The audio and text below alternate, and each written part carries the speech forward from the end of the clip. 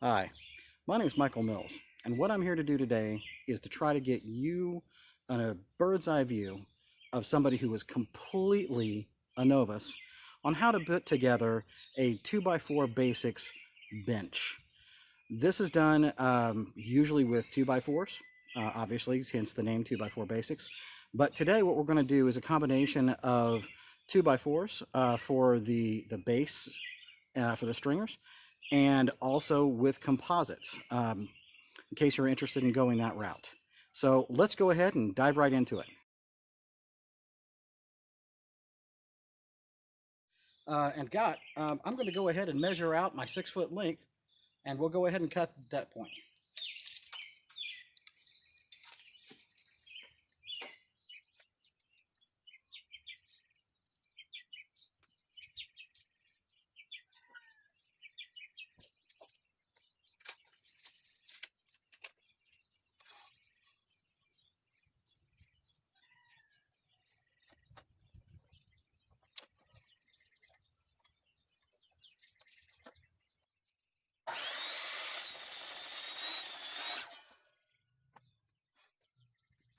We'll put this aside, and we'll do the next one.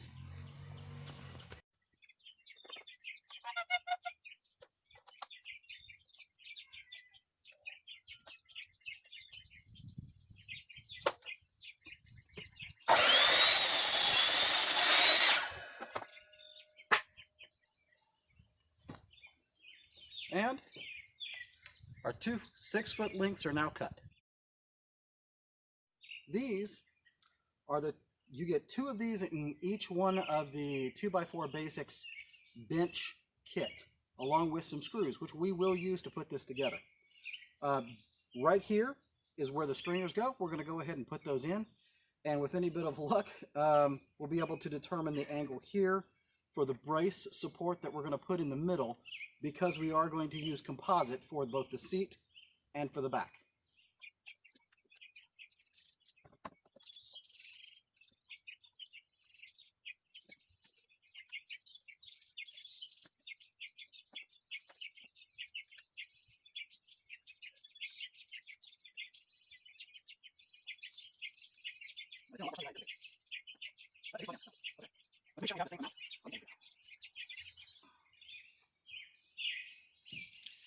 Let's go ahead and make sure that the two boards are sticking out exactly the same amount.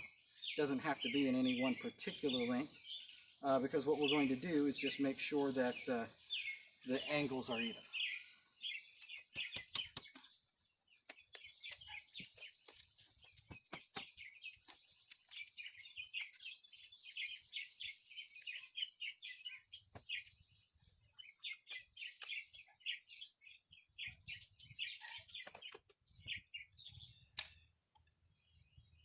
Right on. Okay. Now, 2 foot lengths that we pulled off earlier are more than enough to span the 18 inches between the two boards. So setting that across here actually supports the entire thing. There's not a gap that is more than that 3.5 inches between the top and the bottom of that 2x4. But we do need to mark this slope here so that when we go ahead and put this board further down in the halfway mark of our bench, that it actually supports that same curvature. So let's go ahead and get that marked.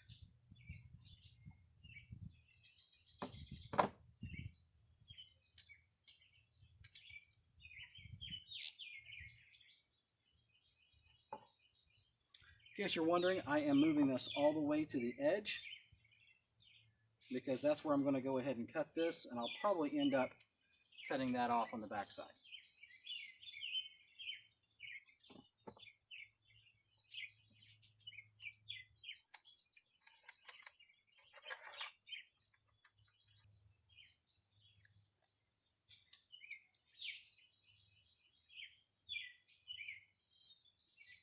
Now I have a line that matches this support right here. And I can go ahead and put that in the bandsaw and go ahead and cut that to shape. To be honest, I'm not actually sure this whole bandsaw is even going to work.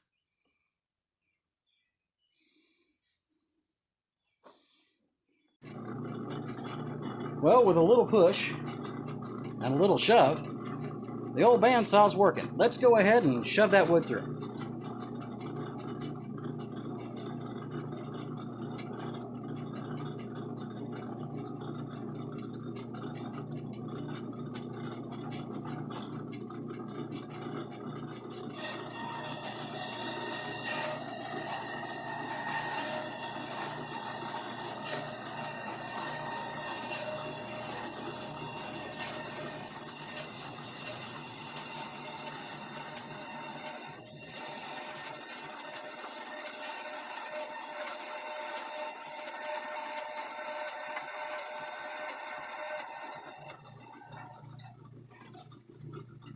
All right, so far we have made almost no progress whatsoever. So let's take a look. I believe my bandsaw blade is probably set to metal, which means the teeth are way too close together in order to go ahead and cut that. Let's go ahead and switch over to the jigsaw.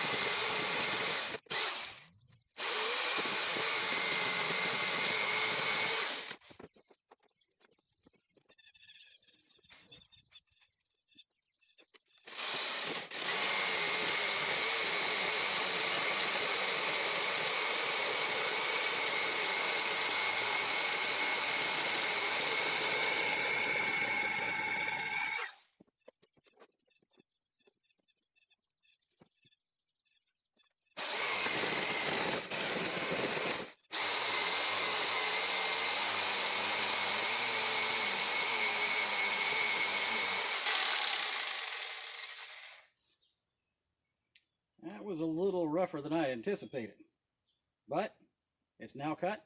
Let's go ahead and move on to the next step.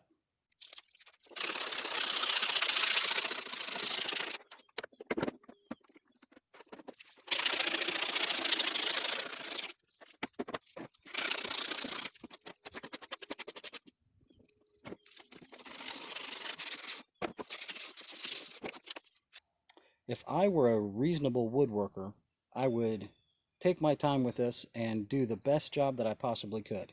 I'm actually pretty darn lazy. So this isn't going to be seen. It's going to be underneath supporting it. So I'm pretty well good and done. The other part of this that's left over, I'm actually going to use as the support beam. So I'm going to affix this to the front, and I'm going to cut this off at length and screw in through the back to create the support right in the middle of the bench, so that this can then rest on top of it and get our support exactly where we need it. I'm measuring right now as close as I can to this, because the backboards currently are not put into the form. Because of that, you probably have a slight angle in or out. I'm not really sure which. So I'm just going to go ahead and bump it pretty much right up next to this in order to mark the length so I know where to cut.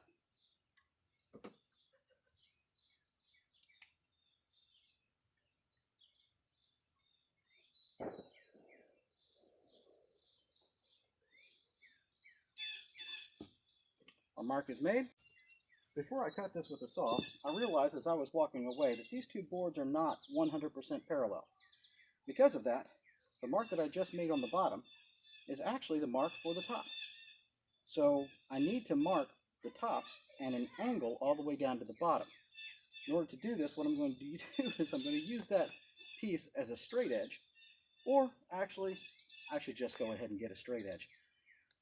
Once I've got a straight edge, I'll go ahead and mark this so I get the proper angle so it sits nice and firmly against both stringers. A straight line cut is very easily made with a circular saw.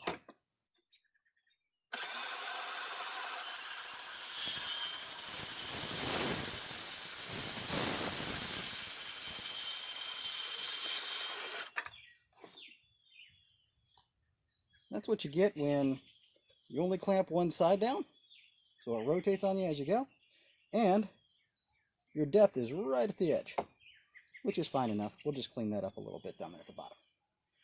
Currently, this is the only scrap that we've got off of our boards.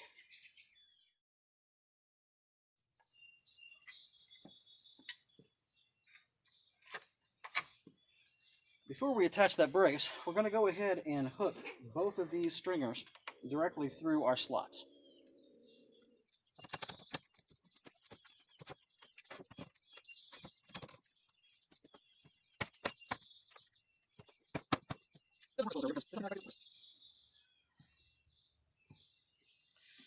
I'll go get a mallet and we'll try this again.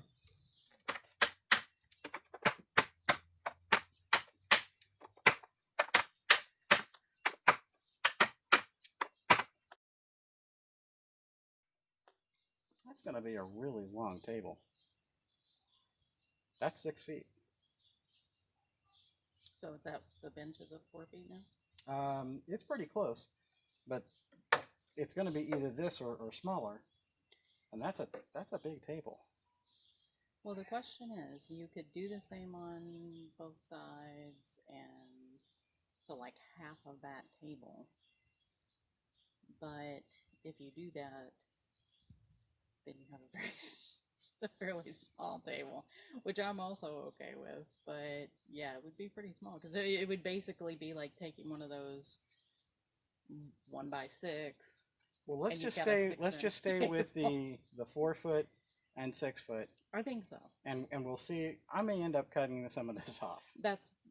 Because I feel like that would be legitimate unless that's you're gonna have somebody using that occasionally as a stool. I'll sit down on that and Wolf. flip everybody. And you get a little bit of leverage there going on. Okay. Let's see how close we are. I think it's pretty close.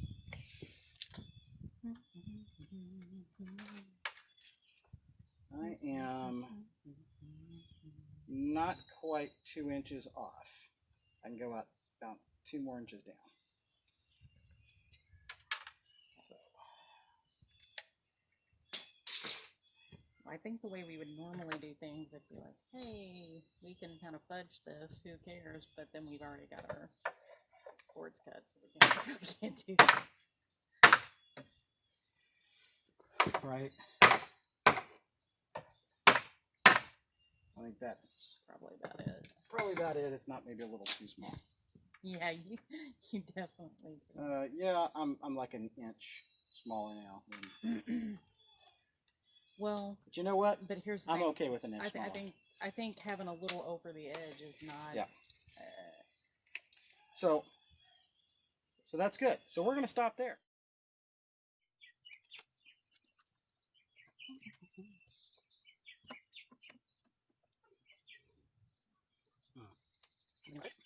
Well, I know earlier I checked the right angle on it, but fact is, I probably got the wrong angle. So, well, yeah, this back one actually. Yeah, I know. I actually did adjust for that, and I kind of made the mark. But I'm thinking at this point maybe I'd measured the wrong spot. But there is a way to solve this. Got it? I've just got to think of it.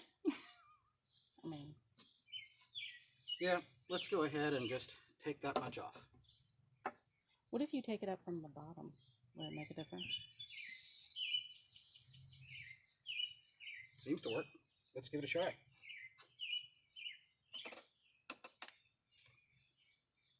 Apparently, you just bring it up from the bottom, and that seems to work. Now, that being said, my angle is still a little gappy on this other side, so Clearly those angles that I tried earlier by doing just the one side wasn't enough.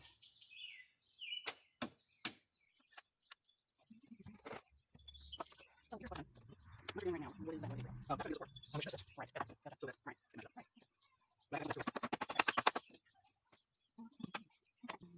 Looks pretty square. Let's go ahead and make some molds.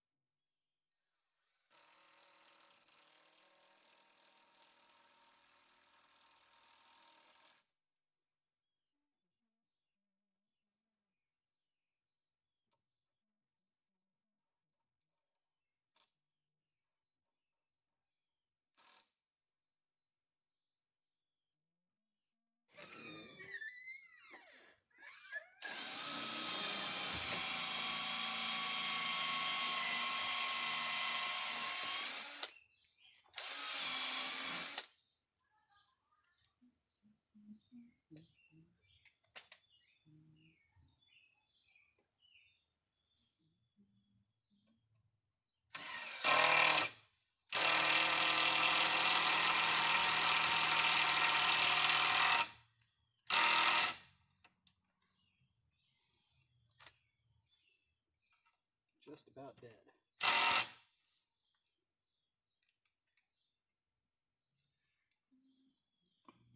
Nice and solid.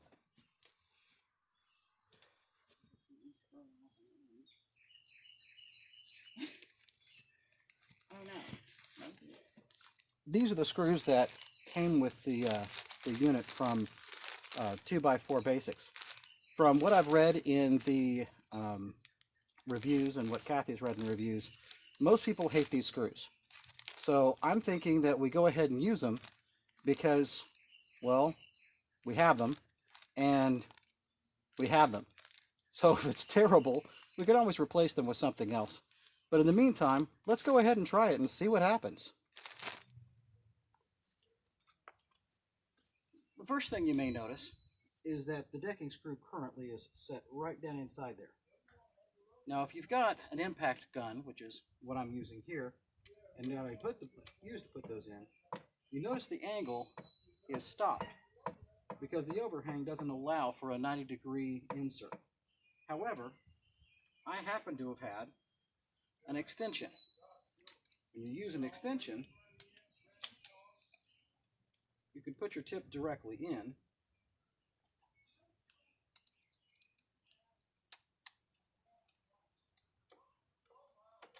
and get a much better angle. This allowed me to go ahead and drive pretty close to 90 degrees straight down. And I think that probably helped in the rigidity of it. The other thing that I did, that off of camera, was that I was able to go ahead and secure, as you can tell, the rest that we cut out earlier. I did that in the back using simply a 2-inch decking screw, obviously rated for outside. But the 3-inch screw obviously was not going to penetrate directly through the 3.5-inch width of the 2x4. So I used a toe nailing technique, which is to drive it down at an angle where that 3-inch screw went through 1, 2, and 3 boards. At this point, we have a very rigid support beam there, and so I think we'll go ahead and start putting together the seat on top of that. To do that, however, we're probably going to have to flip this thing upside down and use a bench or a table to support the whole thing as we do it. Earlier, these boards were placed dry fitted on the seat and I got them adjusted. The other side is completely straight across, and this side has an overlap that isn't quite right. So what I did was I left them as adjusted as I could on one side and ran my pencil, pen, or marker down right next to the plastic in order to line it up. So when we go ahead and pull the bench over, I can use that line then to guide my placement on the boards.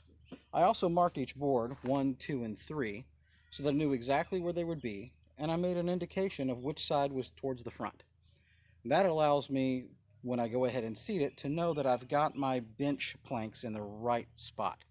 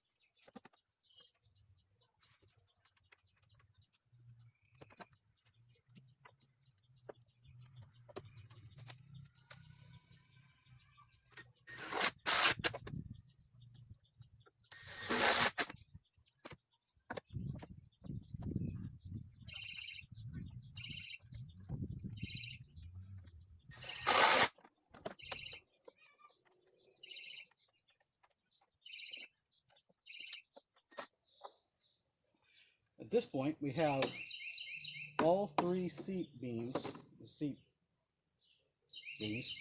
affixed to this side. So we're just going to go ahead to the other side and do the same exact thing. With the two sides of each of the leg beam constructions screwed in now, we are done with the seat. And we can go ahead and flip this thing over and do the back side. I really should have gone ahead and cut that off prior to going ahead and affixing the planking here to the seat.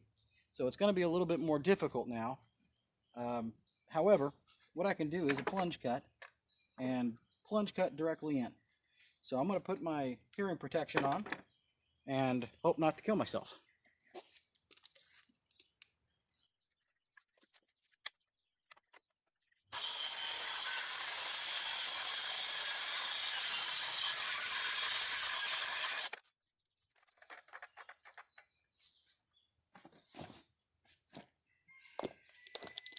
Flat bench 1, death 0. Okay, I guess we're going to go ahead and move right along. The back slats here, we still have that nub on there. So I'm going to have to take that nub off in order to set those planks directly against there. If you have a hacksaw would go ahead and hit it fairly flush. I happen to have a Sawzall, so I'm going to go ahead and use that since it's the same in-plane cut.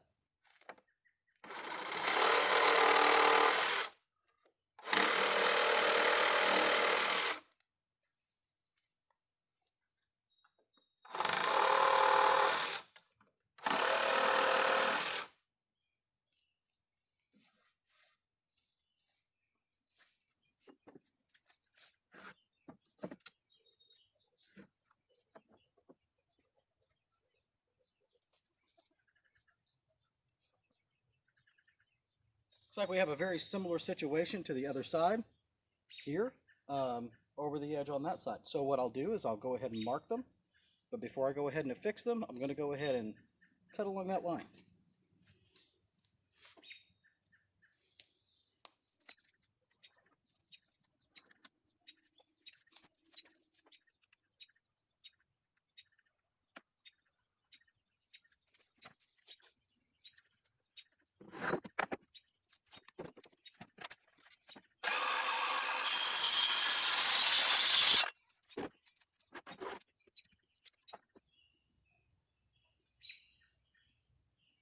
Pretty near perfect. All right. let's go ahead and get these screwed in. Now these have an access here, so we won't need to use the extension in order to get those screwed in the back. I'll take you around so you can see that. I'll go ahead and start putting this thing in. I've gone ahead and lined it up on that line that we drew earlier.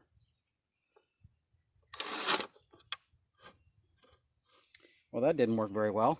So let's go ahead and put the clamp on it.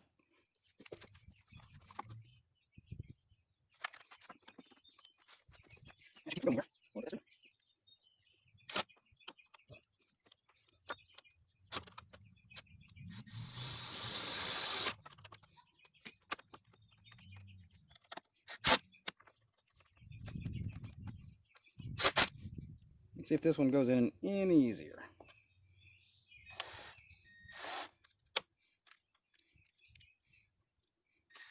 Last time I had the help of gravity in the table. This does not. But now I have the help of the screws on this side. Help on the opposite. And that was a lot easier. The other side, and then we have to the stick back.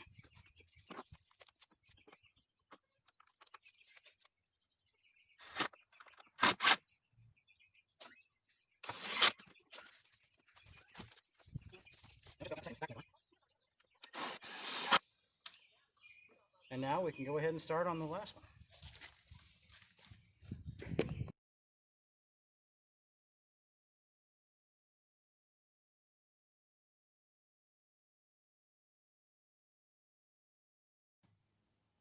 All right, and here is the finished bench placed in the front yard,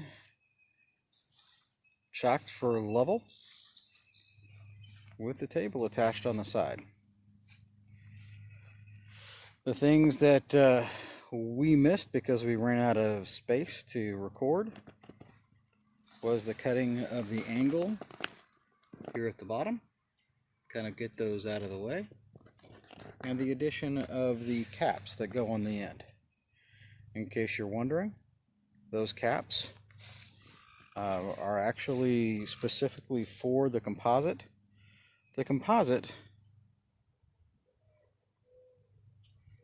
has those holes in all the way down, so it doesn't matter where you cut it, you end up with that spacing. The inserts go directly in that spacing.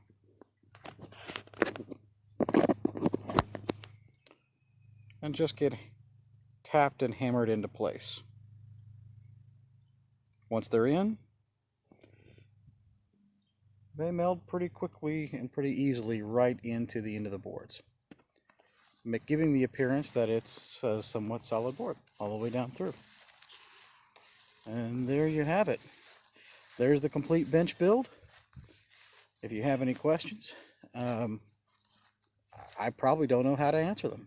But, you know, I think the real answer is, even without a lot of skill, this thing takes probably maybe 4 hours, maybe 5 hours to build.